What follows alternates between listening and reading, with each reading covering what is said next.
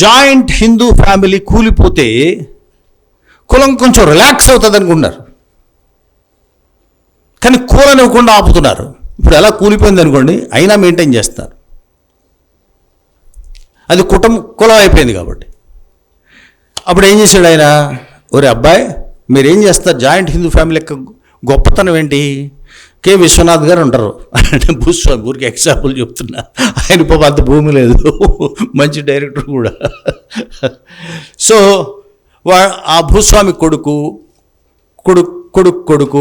ఇలాగా మగవాళ్ల పరంగా భూమి సంక్రమిస్తుంది అనుకోండి, ఆ భూమి ఇంటాక్ట్ ఉంటుంది, మళ్ళీ వెళ్ళిన వాళ్ళు లోపలికి వచ్చేస్తుంటారు. తగ్గదు కదా, పవర్ తగ్గదు కదా. సో మరి స్త్రీలు వాళ్ళు మళ్ళీ తెచ్చిపెట్టకుంటారు, కానీ మళ్ళీ వాళ్ళ గురించి ఆలోచనండి నేను ఆలోచిస్తా. ఇప్పుడుండే ఉమ్మడి కుటుంబంలో ఉండే స్త్రీలకు సహా అందులో వాటా కావాలి. స్త్రీ ధనం ఆమె వెచ్చించాలి, ఆస్తిలో ఆమెకు కూడా సమభాగం రావాలి. ఇప్పుడు దాంతో ఏమైంది, కూలిపోతుందన్నారు. రైట్.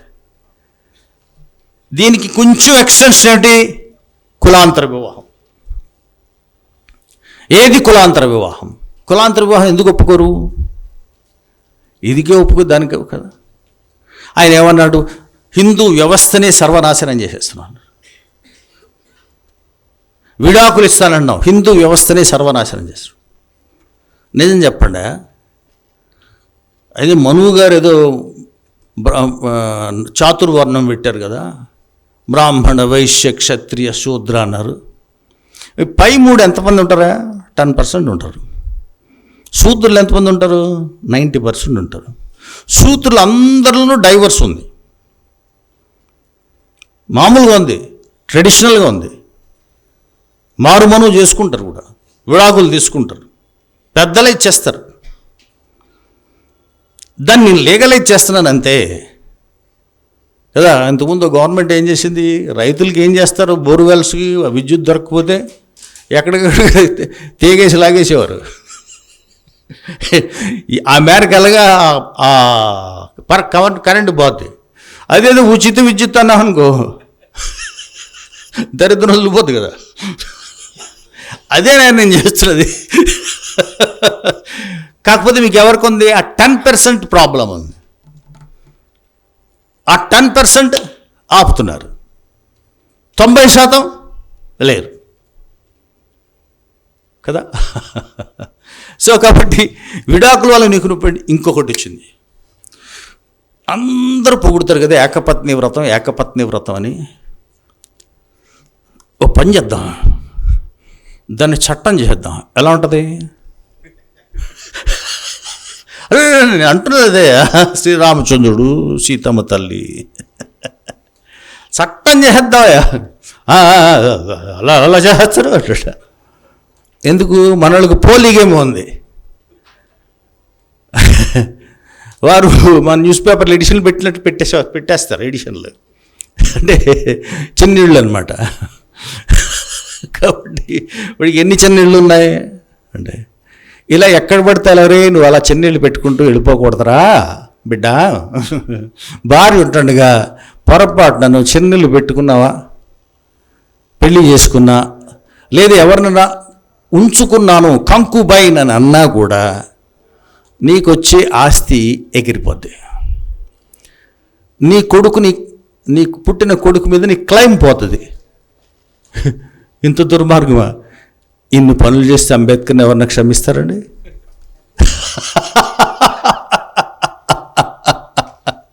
ఎవరన్నా క్షమిస్తారు ఇన్ని పనులు చేస్తే? నెహ్రూ నేనున్నాను చేసామంటాడు, మధ్యలో ఏమంటాడు ఆయన, ఇదిగో ఇవే ప్రధానంగా నేను ఆల్మోస్ట్ మీకు కొంచెంగా చెప్పేశాను అన్నీ. ఇందులో జాయింట్ హిందూ ఫ్యామిలీ ఎందుకు ప్రేమిస్తామంటే మనం, అది కుల వ్యవస్థ యొక్క రూపం కాబట్టి. సో మనందరికీ వ్యవసాయ సమాజాలన్నా అప్పటి కుటుంబాలన్నా పైకి గొప్ప కనిపిస్తుండే, అందరూ ఎంజాయ్ చేసిన వాళ్ళే సినిమాలు, ఇప్పటికీ చేస్తాం తీరిస్తే. కానీ జీవితంలో కనపడదు అది. అందరూ ఆనందంగా ఉన్నట్టు ఉంటుంది.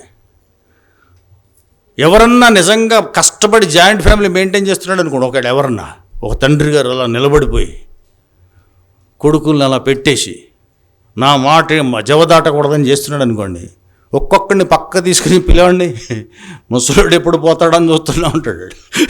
అంతే కదా. కాబట్టి ఇది ఇండస్ట్రియల్ ఏజ్ వచ్చాక దాన్ని కాపాడడం కష్టం. సో కాబట్టి ఉమ్మడి కుటుంబానికి సంబంధించి మనం డబుల్ రోల్ ఉంటుందన్నమాట మనకు తెలియకుండానే. డబుల్ రోల్ అంటే అర్థం ఏంటనమాట, మనం తెలియకుండానే కులారాధన బాగా చేస్తాం కాబట్టి అట్లా ఉంటుంది. రైట్.